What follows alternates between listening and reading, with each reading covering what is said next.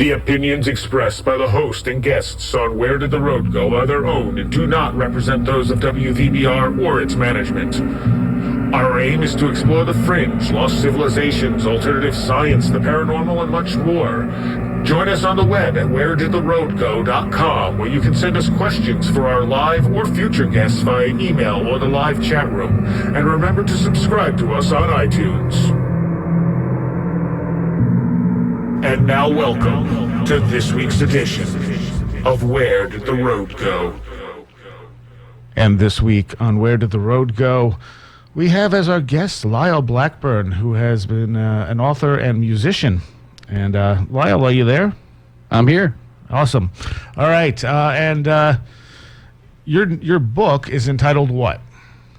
The Beast of Boggy Creek, the true story of the Fouke monster. Okay. And this how long has this book been out? It came out, it's almost been 1 year. Okay. And this is based on what?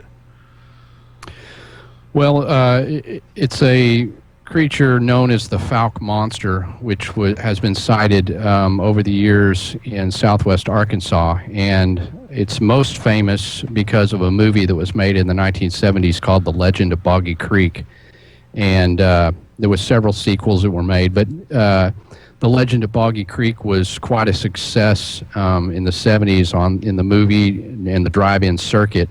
Was a small, low-budget movie that was made for $150,000 and went on to make $25 million.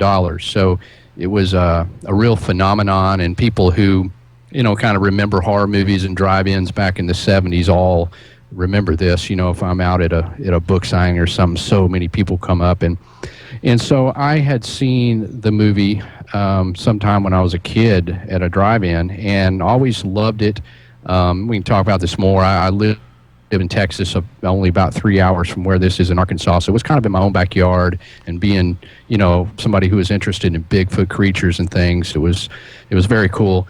And so years later, fast forward, once I start doing some writing, I started looking into the case and just kind of trying to find out what was real, what was true, and what wasn't about it. And that kind of led to the book, because I found that there was just a really great story about the history of the sightings of this creature, which continue all the way up till today, as well as just what all went on with the making of the movie and what happened to this little town of Fouke after they had a hit movie made about, a monster. Now, the movie's not... I actually just watched that this week. I'm pretty sure I saw it back ages and ages ago. But it's not so much a horror movie as like a pseudo-documentary. Right. And that's one reason it was so effective, because, this is popular with horror films today. If you look at things like the Blair Witch Project or Paranormal Activity, they kind of try to make it look like it's real or a documentary. Well, the way The Legend of Boggy Creek was filmed, it looked so much like a documentary that it really, kind of freaked people out. And I can remember as a kid looking at it, thinking, in my kid brain, I was thinking, well, how were they there with the cameras at the same time these people saw that monster? I thought it was like they were, live filming it. I didn't understand it was a reenactment because they used real people to reenact it, so it looked so real. And how many of the cases on there turned out to be real cases? The majority of them. Okay. And that was the funny part about it, is because, you hear people going, oh, yeah, there was a couple of sightings back in the 70s, and then they made a movie and made up some stuff. And, I was even under that impression as well. But once I really delved into the case, I realized, wow, these were all based on actual reports by real people, and that there was actually many, many more sightings that weren't in the movie. So it was kind of cool to find that out. And the sequels are actual horror movies, right? More or less. I mean, the one that came out after that, The Return to Boggy Creek, it's kind of like a kid's movie. It reminds me of one of those, like Return to Witch Mountain, some kind of a Disney thing. It's so-so. And then the original director, Charles Pierce, finally relented and directed Boggy Creek 2 in the 80s, and it's pretty horrible. I mean, he's sort of... You strike it so perfectly with the original one that he was nowhere he could go with it, and it was goofy, but Yeah. kind of kept the Boggy Creek thing going in a way. The legend kept it alive. What did happen to the town after all this popularity? Well, Fouke is located near Texarkana, and Texarkana, by its name, is located on the border of Texas and Arkansas, close to Louisiana. So the little town of Fouke, at the time in the 70s when all this sort of started coming to light, the population was 500 people. So when they first had some sightings back in the 60s, regionally, that was drawing in some people that were, kind of interested in what was going on. But once that movie came out, and now it's on the national and in some cases international circuit, it became so popular that you had, at some estimates, they said there was as many people coming through that town trying to, quote unquote, hunt the monster as people lived there. So, Wow. They don't even have a police force. So it was completely out of hand.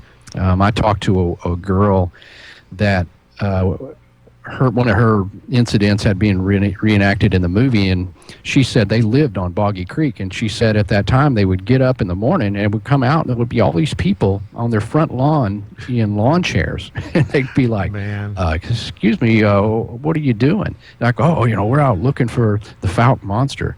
So it was just a really surreal situation. How many of the original witnesses from the film did you get to interview? Not too many. A lot of them have passed on, unfortunately, that were documented in the original. Because what the movie did, it highlighted a lot of the sightings that had occurred in the 60s. So some of the people that saw it in the 60s, they were on in age at that point. So by now, 40 years later, a lot of them had passed on. But I was able to locate some of their immediate relatives and things like that. So, I was able to interview a few of them and then some immediate relatives. And as well, there's been sightings that have occurred since, a lot of sightings. And so I was able to interview quite a few people firsthand about later sightings that, weren't in the movie because they hadn't happened yet. So that was, very, very... I totally forgot what my question was just about to be. How do you judge these people's honesty when you talk to them? Well, I've been kind of, researching Bigfoot sightings and talking to people for years now, and you just kind of get a sense of who is exaggerating or who's telling you something that's not true. Of course, ultimately you don't know exactly, but you can pretty much tell the people that are making up wild stories versus those that, they're telling you something honestly and something they themselves can't explain. So you come away with the feeling that, I'm not sure what they saw. We can't prove, but they definitely saw something. And, that makes it intriguing because, that they ultimately believe what they saw, and they're just like we are. They would like to know what it is, and, that they would hope to be able to prove something like that. But, at the end of the day, it's a true mystery. And how many people do you think you've talked to about this particular creature? Oh, I spent a year writing the book and going back and forth up to Fouke.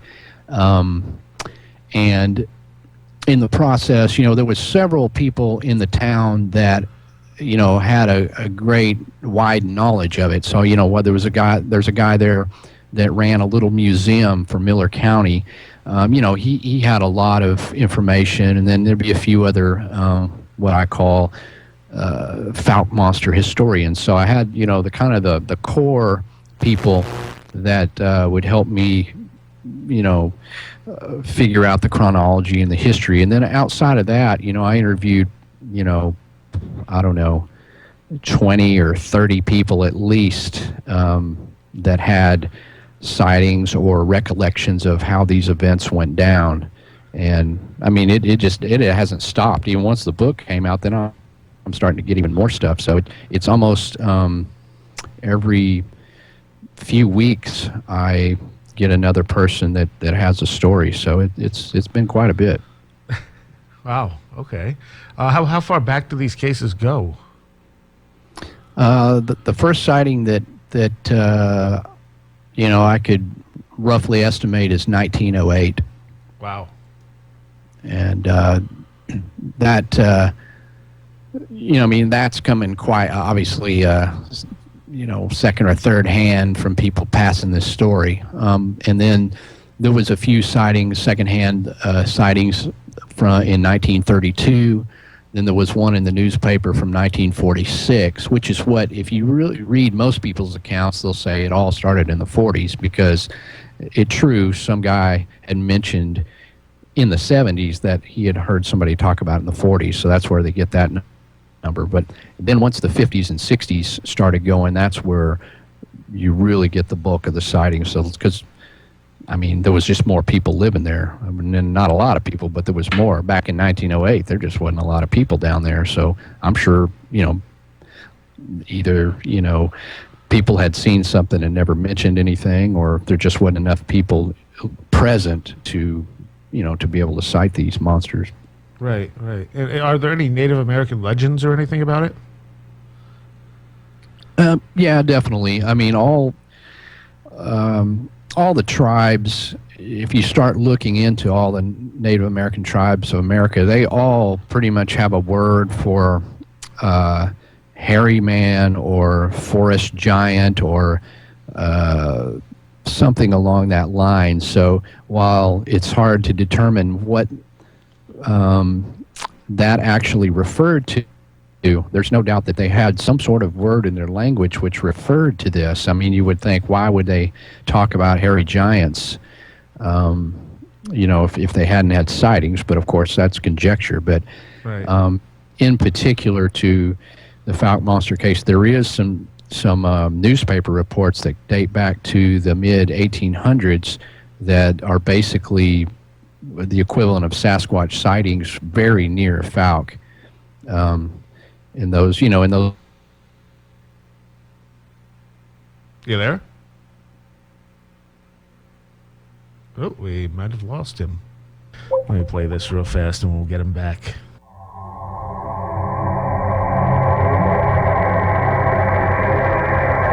The opinions expressed by the host and guests on Where Did the Road Go are their own and do not represent those of WVBR or its management.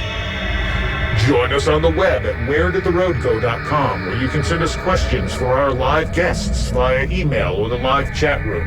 You can also check out our upcoming schedule, blog, links section, book reviews, videos, and links to our Twitter, Facebook, iTunes, and much more. That's wheredidtheroadgo.com.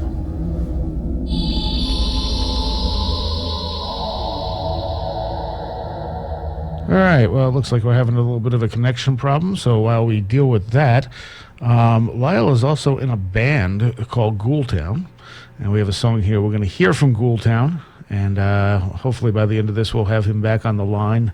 And this is called Walking Through the... what is the name of it? It is Walking Through the Desert with a Crow. So, yes... hopefully after this, we'll have Lyle back on the line. Here we go.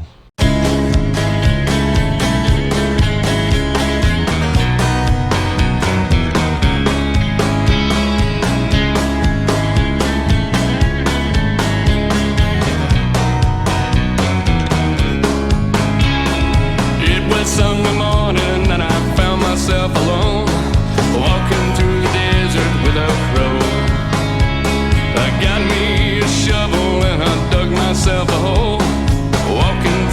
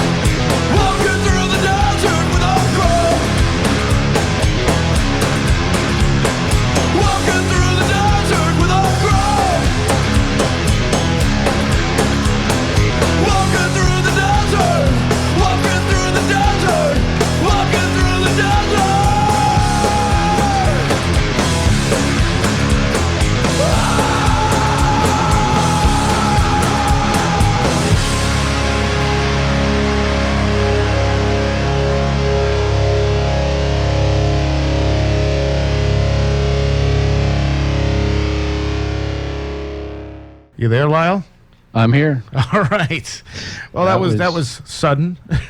Yeah, that was very strange. It was, so it's thundering outside, huge thunder, and all of a sudden the power went off. But I have a universal power supply or whatever, uninterruptible, and it kept the computer on, so that was the only thing going, and I could see that, and then I'm talking, I realized, wait, I don't think anybody can hear me, and then it just goes black. like, man, this is spooky. I'm scaring myself. Clearly, it's the subject matter. Exactly. I think I said something really spooky, and then it just all went black. So I consider that a success. And we heard a song from your band Ghoultown there. Oh, there you go. See, I provide my own intermission music. And how long were you in the band? The band has been around since 1998, so Quite a while. Yeah, for I don't know how many years that is. That's 14 or 15 or something. Nice. All right. Where were we? What was I talking about? It's crazy. We had talked about the Native Americans. We talked about some of the older cases. Oh, right. I just had mentioned that there were some newspaper accounts from the 1800s that were documented near the area in question, where they describe basically some cowboys seeing what they referred to as a wild man, and a hairy wild man, and we believe those to basically be Sasquatch sightings, even though they didn't use the word Sasquatch or Bigfoot, obviously. Right. Now, they didn't know that term. But how close are these to the like? What is the general description of these creatures? Basically similar to a Sasquatch. In this case, the average description says they're around 7 feet tall, covered in hair. The hair is, 3 to 4 inches long. A lot of times described as being somewhat, unkempt.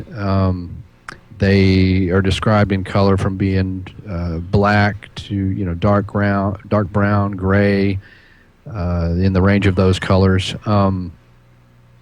Often associated with having a rank smell. And as far as the facial features, you don't always get that level of detail from every witness, but a lot of them have described the face as being ape-like, very dark skin. Sometimes they describe like baboon-like teeth, things like that. So rather spooky descriptions. But all in all, equivalent to what I would call a southern Sasquatch, possibly something between a Bigfoot and a skunk ape. But as we know, that there's Bigfoot sightings all over. So right. And why do you think there are these subtle differences in different areas?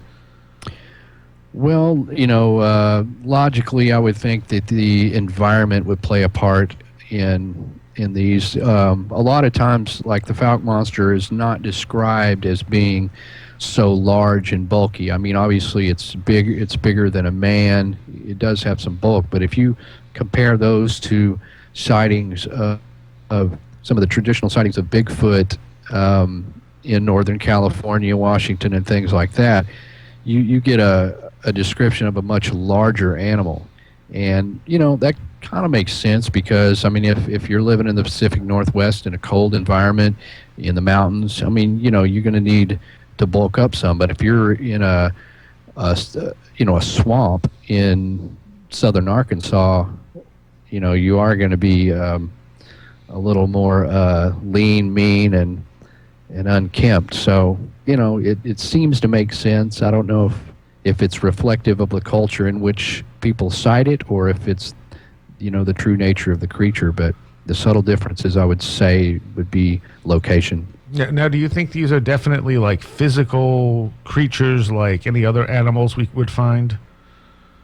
I do. I pretty much subscribe to the Bigfoot theory that these are some sort of undocumented animal, more specifically some sort of a primate.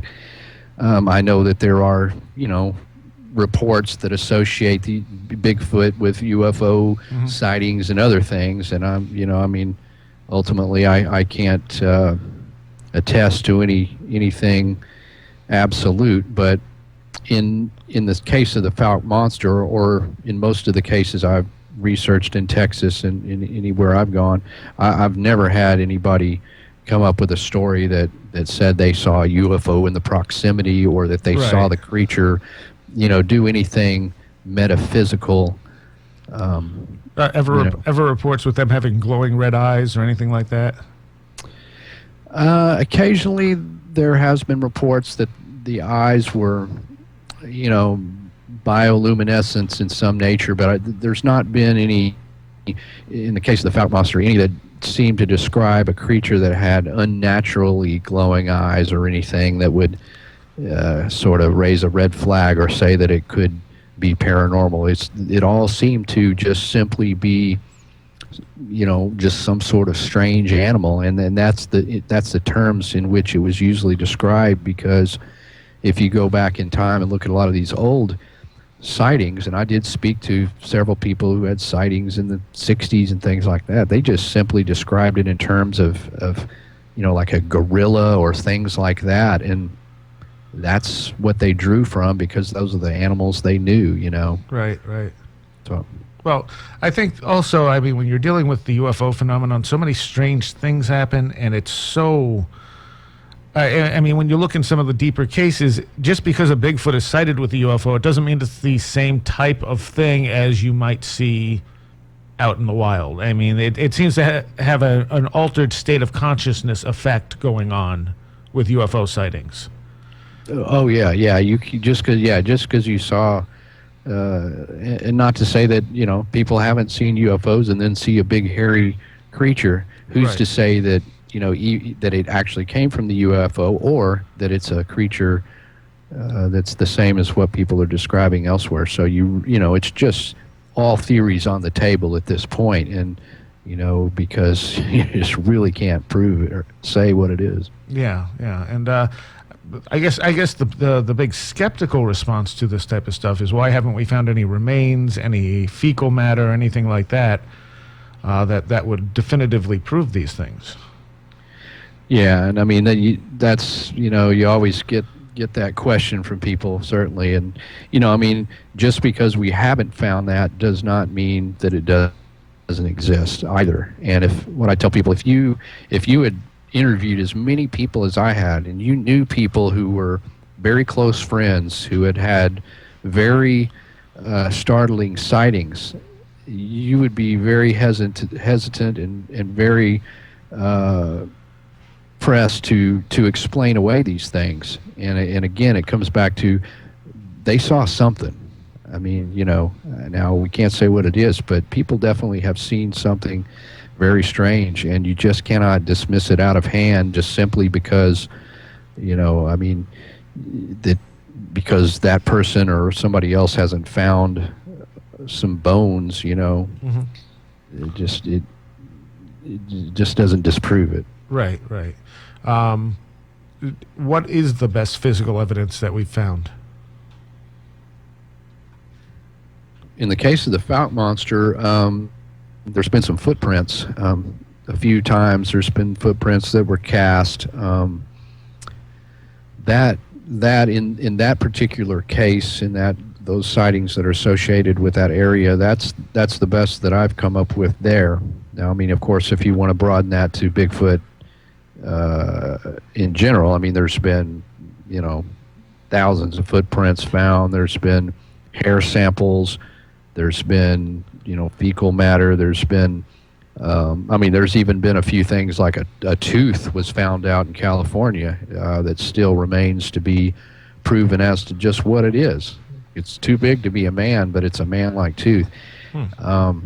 And so there's not a lot of evidence, but there is evidence. And I think as technology becomes more affordable to what are ultimately amateur researchers, that we're able to test this stuff with more frequency, and hopefully one of these times it will, turn up something definitive. Although, if you don't really have a body to draw, to compare things to, you don't have a known Sasquatch hair, you don't have a known print, you don't have a known DNA sequence. So at best, you're still taking somewhat of a guess. Yeah. What are you familiar with the DNA research that's going on right now with the supposed Bigfoot hair? Yes. What are your thoughts on that? Well, I haven't read the paper. I know they offered it very recently online. You could pay to download it, and there's been talk about this for going on about a year. I mean, everybody, just so much conjecture about it before anybody's ever read it, and everybody's either. It just seems to be this polarization of people just blindly, believe it and say, "Oh, this is going to be the ultimate," and start, waving this in front of their skeptic friends, or, they just automatically don't believe it or start trying to shoot holes in it. But it's just now really coming out to where enough people are starting to read this, and more qualified persons than myself. I believe there's an interview, and I literally was going to try to watch it this weekend, where Todd Disotell, which is a DNA specialist, I believe he's out of New York, but he's done a lot of things for Monster Quest in the past, and he's always willing to analyze any supposed Bigfoot DNA. I think he's read the paper or looked at the evidence, and he's got a comment on it, and he's very just factual, matter of fact about the whole thing. So I'm really interested to find out what he has to say, because ultimately all the amateur Bigfooters and cryptozoologists like myself or anybody else, it quickly gets, complicated when you start talking about DNA. Where did it come from? Who handled it? What procedures?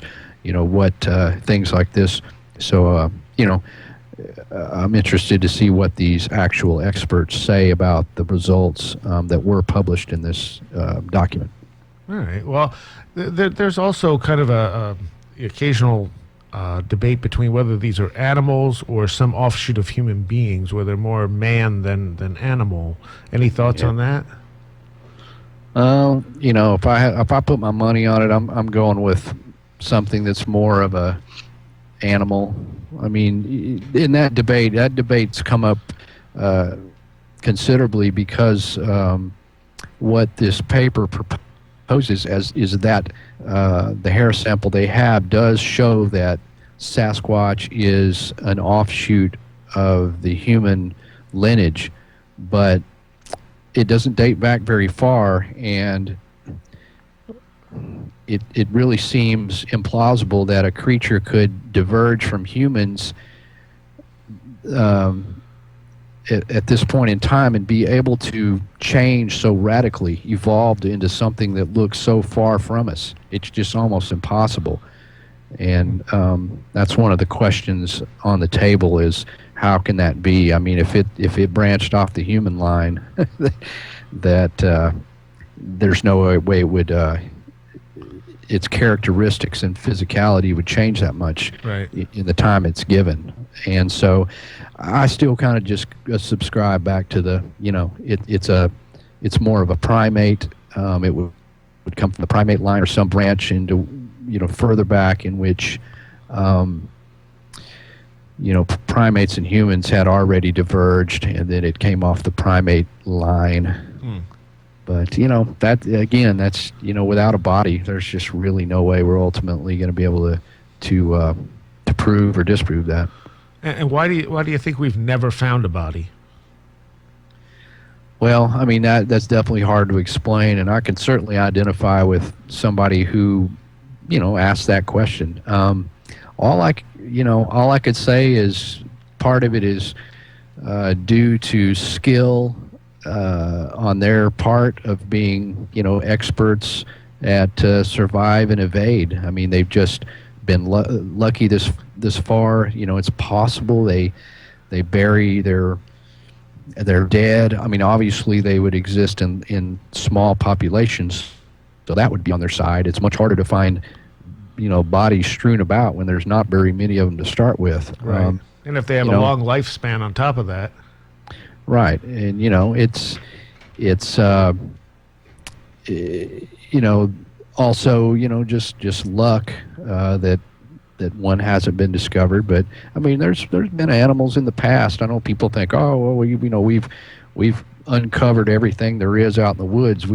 People just don't realize till you get out in some of these really remote mountainous areas just how much dense forests there are out there. People tend to have this idea we live in these cities and there's roads connecting everything, and yeah, certainly there is, but there is pockets of hundreds of thousands of square miles that are just heavily forested, and something that is an expert, that is a skilled predator or some sort of primate, it is possible that they could exist undiscovered for this amount of time. It definitely is possible. Okay. What do you think of like the multi-dimensional explanations that they're shifting here to somewhere else, and that's why we don't find these things that easily? Yeah, I mean, that's food for thought, obviously, but I mean, interdimensional creatures, I just wonder why they would be hairy ape-like looking things. I mean, right.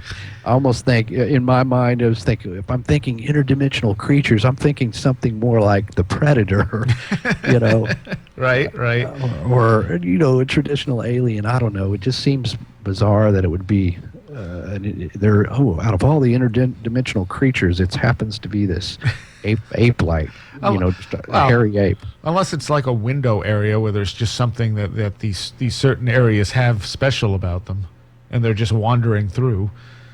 Yeah, and and there is unexplainable things like that. I mean, if anybody's read the book Hunt for the Skinwalker, yes. Which talks about the variety of unexplained phenomenon that happened out there in Utah. And that's just one small ranch, too. It's just one ranch. And I know at one point, these guys claim to have seen this sort of a little tunnel of light or a little black hole open up, and this big hairy creature crawled out of it. Yeah, yeah. I mean, these guys were journalists and scientists. They weren't just wacky amateur dudes running in the woods. I mean, so I don't know how to explain that. I don't know what they saw, but I try to keep an open mind. But at the same time, I do, at least right now, just go in the woods with the idea that these are, just some sort of an animal until I, see something different. Now, have you actually gone out trying to essentially hunt these things, or? Yeah. I mean, I've been, active in Bigfoot research for several years, and I've gone to a lot of remote areas, and I've researched in various states, from Texas, Louisiana, Georgia, South Carolina, Oklahoma, Arkansas, and in those times I do a lot of canoeing through swamps. That's kind of one of my favorite places to go. So I've been out many nights, just hoping that maybe my lucky number will come up and I'll get a sighting or find some evidence. So I kind of split my time between what I call investigative journalism, in which I bring forward these really cool stories like I did in the Beast of Boggy Creek.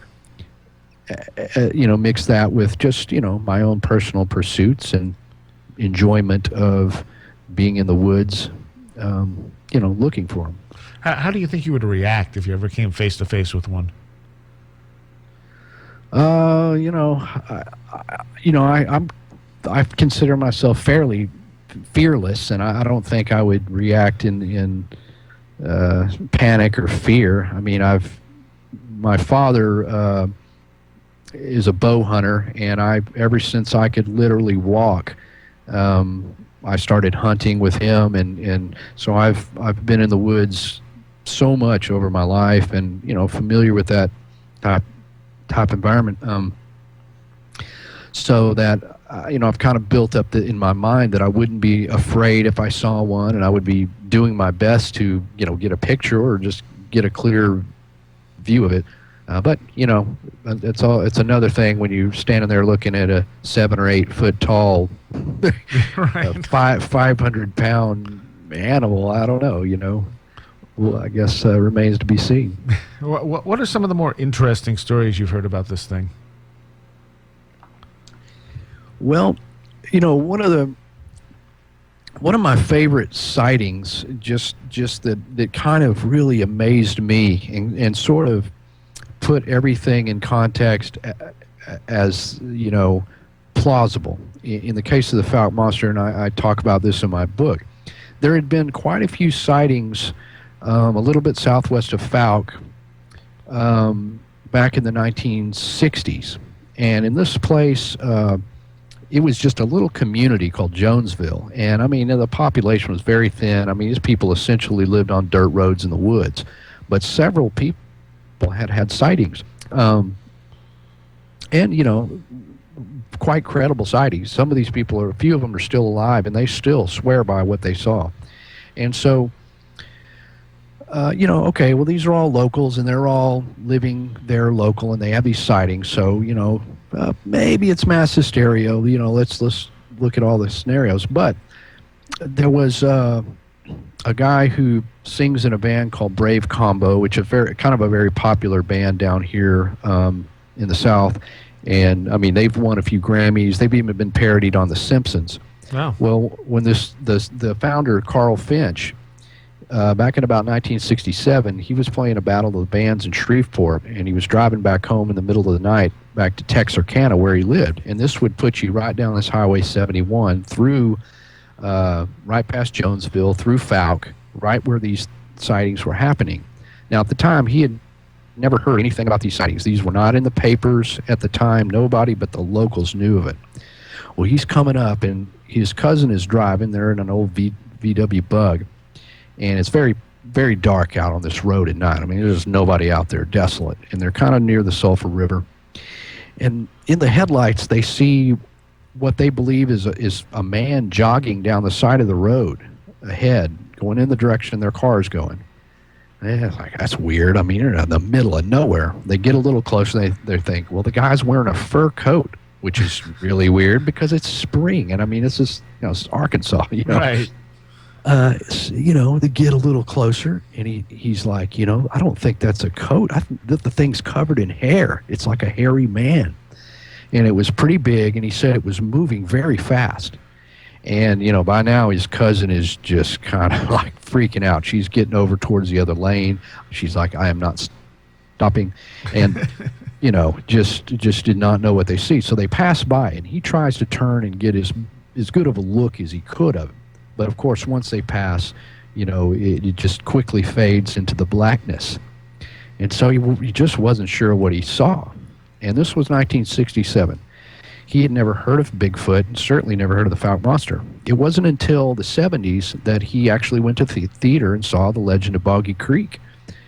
And, man, when he saw this, he went and talked to his cousin and kind of compared notes. And, he's like, man, I think I saw that creature, and she had the same recollection, she's like, yeah, we saw, something, the hairy ape-like man running on the side of the road. And so, the story came out, and I interviewed him and everything, but man, it was really weird because this guy was just a total independent witness. And he sort of corroborated what all those locals had been saying. And I said, Carl, do you realize in 1967 was right in the thick of when all these sightings were being reported, right in the same area you're telling me you saw it? He's like, no, I didn't realize that. I said, man, what that says to me is, I can't explain that. I think you saw, something legitimate, and, it really raises an eyebrow. Yeah. Yeah, that's an interesting story. How far now? These center around Boggy Creek itself, right? These sightings. Well, yeah. Yes and no. A lot of the sightings in the 70s were right there near Boggy Creek, and Boggy Creek is a little bitty creek, but it flows out of another creek which flows into Mercer Bayou, which flows into the Sulphur River. So they're all kind of connected with Boggy Creek being sort of the end point, which is near Fouke. And if you look at the sightings, they do happen along Boggy Creek and then back towards the Sulphur River, all down in there. And you kind of get this picture that if something was living out there, a small population of, strange creatures of any sort, down in those Sulphur River bottoms would be exactly where they would live. It's very remote. There's the Sulphur River bottom wildlife management area is 20,000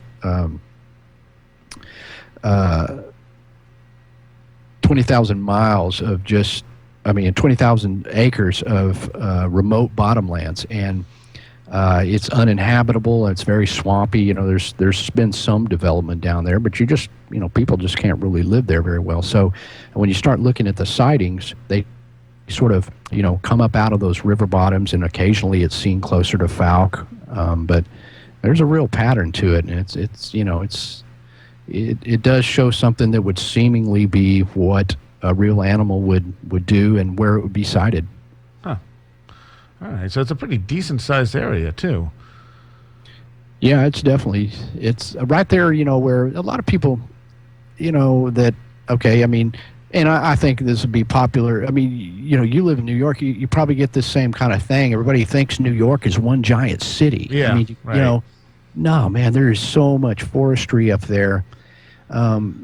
People just get this sort of mental image, and the same way with like Texas. It's like, oh man, it's just cattle ranches and cowboys. But East Texas,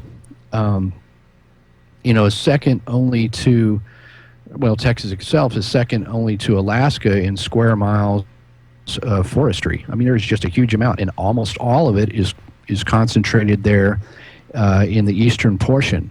And this is all connected there where Arkansas, the border of Arkansas is, and it all kind of flows together to create this really big span of forestry where something could live. There's a lot of waterways. The Sulphur River flows into the Red River, which flows eventually down to the Mississippi. So there's plenty of water, plenty of waterways, and a lot of forestry. Even though, we're near Texas, and here's Arkansas, but definitely it's a prime area. Have there been any photographs, any video, anything like that? No, unfortunately not. In this case, the closest I got, somebody said, man, I know a guy who had something really strange on his game camera, and he ended up, the photo got erased. I don't know if he erased it or he accidentally erased it. I mean, the guy did say it was kind of freaking the guy out. So, yeah. Yet again, just the taste of that. Oh man, I'm like, man, if you just had that photo, but and really, that's never going to convince a skeptic anyway, because any photo, anything like that, they're just going to say, well, it was faked. Oh yeah, dude. Ultimately you got to have a body. Yeah. I mean, and it's unfortunate that.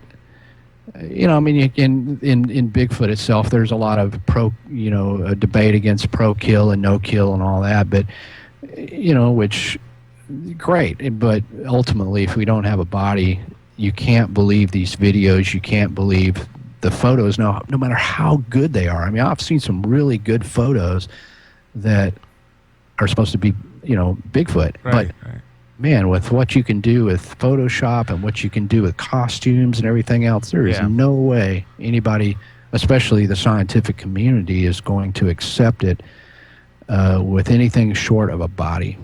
And then that's kind of the pro and con of our technology nowadays. I mean, it's easier to capture something, but it's so much easier to fake something as well.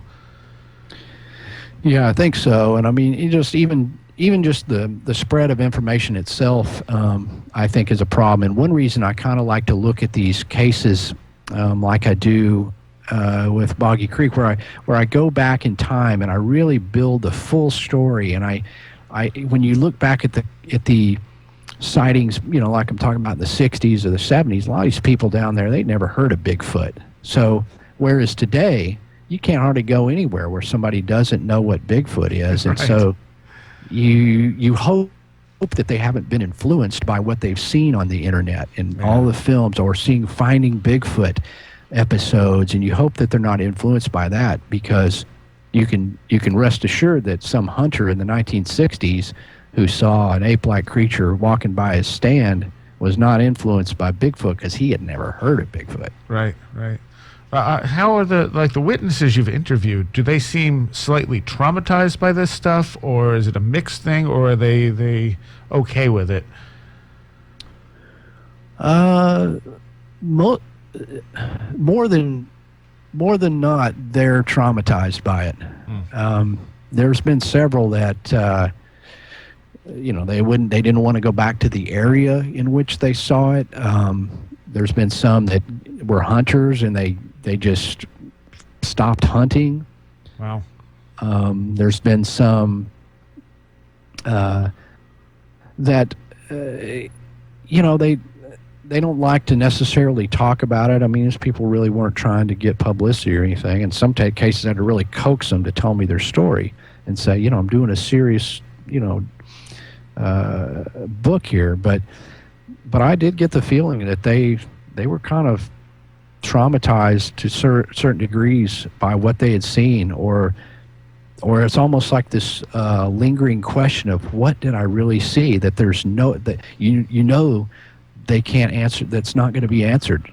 So there's this unanswered question that they've been living with, in some cases, 20 years or whatever. Right. Which kind of would bug you, Has this beast ever actually hurt anyone? Has anyone claimed it attacked them or anything like that? There's been a few cases, and the Fouke monster has always had a reputation, and like in the Legend of Boggy Creek, they kind of portray it to be dangerous. It's going to up and kill somebody, right. And that all kind of came from what is considered sort of the pinnacle sighting, or the most famous sighting, which happened in 1971. And in fact, this is how the story ultimately got out, because what happened was a family by the name of Ford moved into town back in 1971, and they were renting a house. There was two families, and the guys had come there for work, so they were working off at night, and the girls were staying at home. And over the span of a few nights, they kept hearing something come up on the porch, something walking around, something big, something heavy. And one evening, the windows are open. It was hot down there. This was May, so it's already starting to heat up. So they didn't have, central heat and air. It's an old home, Right. And so this thing reached what they described as a hairy hand into the window. And of course, they had enough of it. Their husbands would come home and they're like, "You got to do something. I don't know what this thing is, but something big is walking around the porch and it stuck a hand in here." So obviously they're freaking out. So they borrow a shotgun from the landlord, and they were home, and it was a Saturday night this time. So the guys were home, and sure enough, this thing came back up on the porch, and they decided to confront it. So they grabbed the shotgun, made their way out the door. By this time, the thing had apparently run off back towards the line of the woods, and they came out there with some lanterns, and they just started shooting. And they shot it about 7 times, and it was kind of silence. And so it was 3 guys, and they all decided, well, we need to go down there and see if we hit it or see if we can see it. The women are screaming. It's just totally crazy. And they go down there looking around. They don't see anything. They don't see any blood. They don't see any creature. And so one of the guys, Bobby Ford, he's very spooked by the whole thing. So he decides, man, I've had enough. I'm heading back up to the house. Guys, you can look all you want. I'm done, man. This is scaring me. So as he's heading back up, now he doesn't have the light. He runs back to the porch, and in that time, this all kind of a flood area, so that's built up on the house is built up on a rise, and he's got to go up a little ladder. So as he's going up the ladder to get onto the porch, something comes out and grabs him, and he described it as some kind of a dark, hairy creature. And he basically tangled with this thing, got away, got up onto the porch, and nearly jumped through the front door. Well, as you can imagine, he's just completely inconsolable at this point, and they ended up having to take him down to the Texarkana Hospital, and he was actually treated for minor injuries, scratches, and shock. I mean, the guy was in total shock. And so that's how the story ended up getting out, because one of the doctors down there was just like, what? He's describing how this hairy monster had been, attacking the family, and how he got in a fight with it.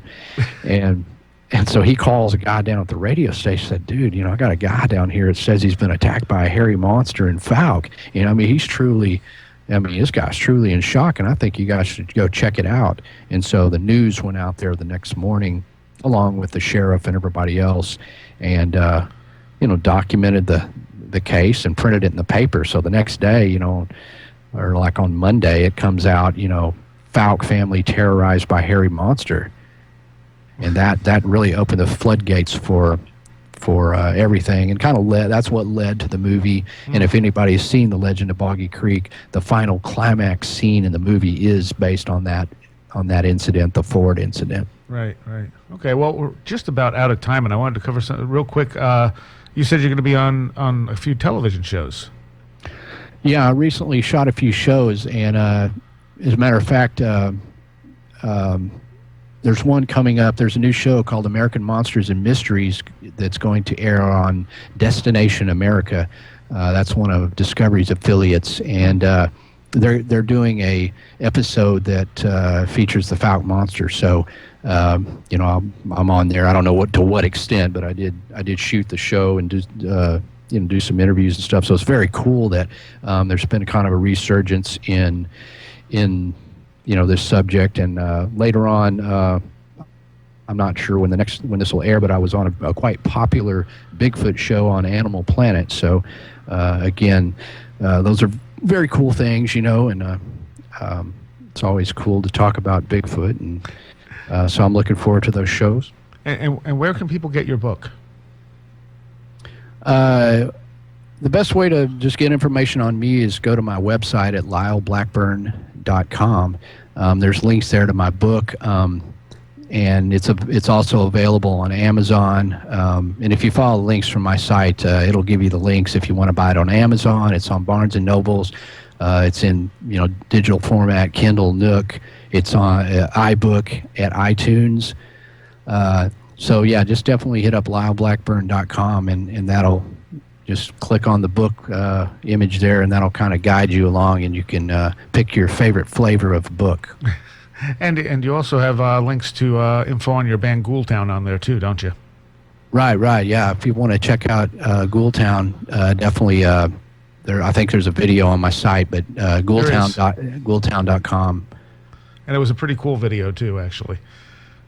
Yeah, we shot. We've got one we shot with. We did a song for Elvira, Mistress of the Dark, and so we've got a video we shot with her out in Hollywood. So that's always a fun one to watch. And you also you write for a horror magazine as well? Yes, I write for Rue Morgue. It's available on Barnes and Nobles and finer bookstores, Books A Million, things like that. Is that fiction that you do for that? No, Rue Morgue is covers the horror culture. So we cover movies, video games, books, anything to do with horror. So I mean, there's several horror magazines out there, and people know Fangoria, and there's Horror Hound, and there's Rue Morgue. I mean, Rue Morgue's been around for a long time, so it's cool to write. I'm the cryptozoology specialist, so there's a lot of horror films that often play in themes of cryptozoology. So being knowledgeable of cryptozoology and being a total horror movie freak, it's the perfect thing to write about. Yeah, definitely. And you're working on a new book as well, right? Right. Yeah, I'm in the process of doing a follow-up, which I'm not sure when it'll be released, but I've been hard at work trying to come up with something that can top the Beast of Boggy Creek. Because if you go look at the reviews, I'm like, oh man, how am I going to top this, man? It's been so well received. I'm like, man, I really gotta outdo myself. Had no expectations when I was writing the first one, so I'm just writing it. But now I've got all the pressure's on now. And you said you actually ended up kind of ending the band because of this work, haven't you? Yeah, I mean, we've just kind of gone on this indefinite hiatus just because, I kind of took some time off to write the book, and something I've always wanted to do, and I can write for Rue Morgue, and I have to do other things for income, to supplement. So I've been doing that. But once I started writing the book, and then once the book came out, it's just been just a crazy year. I mean, it's just been nuts, and it's just sort of limited my time. So the band kind of had to be put on hold. But man, I've been doing that for 15 years, so I think the band can take a little time off. Yeah, that's cool. And can people get your music on your website as well? Yeah. Ghoultown.com, GHOULTOWN.com. You can buy CDs directly from our store, and it's also available, on Amazon, and you can get it digitally on iTunes, and it's just out there everywhere. So no problem finding that either. All right. Okay. And LyleBlackburn.com is the website. Right. And I thank you so much. This was fascinating. You bet. It actually kind of changed the way I look at this stuff a little bit, because I had always kind of looked at it in the maybe multidimensional paranormal sort of way, but after talking to you about it, it's kind of changed the way I think about it a bit. Cool. That's great. I like to, like I say, it's like all theories are good on the table. We should always look at all the different angles, because that's the way we're going to ultimately figure out what it is. All right. Well, thank you very much. And people should definitely check out your site. There's a lot of interesting stuff on it. It's a very well done site. And we're going to take you out with some Psyche Corporation. And The Last Exit for the Lost is up next. Thanks, Lyle. Thanks. Come in. Do you read me? Do you understand the numbers pouring over your connection? To perfection. 583. Have you heard the singing soaking into our transmission? 21, 34, 55, 89, 144. Whence came this dream that haunts my mind? Behind a curtain, outside of time. Can you hear the ballet it plays, the whirring of the world? Can you hear the ballet it plays, the whirring of the world?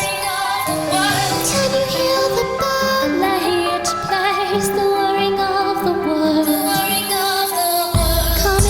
Come in, we hear you loud and clear. Beginning our conversion of the signal here. 233, 377, 610, 987. Whence came this song? Foreign and familiar. I sighted you in the sky. Can you hear the ballet it plays, the whirring of the world? Can you hear the ballet it plays, the whirring of the world? Can you hear the ballet it plays, the whirring of the world? The great invisible empire is bashing our door. Please this time don't mistake it for static or magic. Now it's time to be wary. You are getting to the heart of the universe. Ventral concentratory heart chambers numbered 1597 and counting. Can you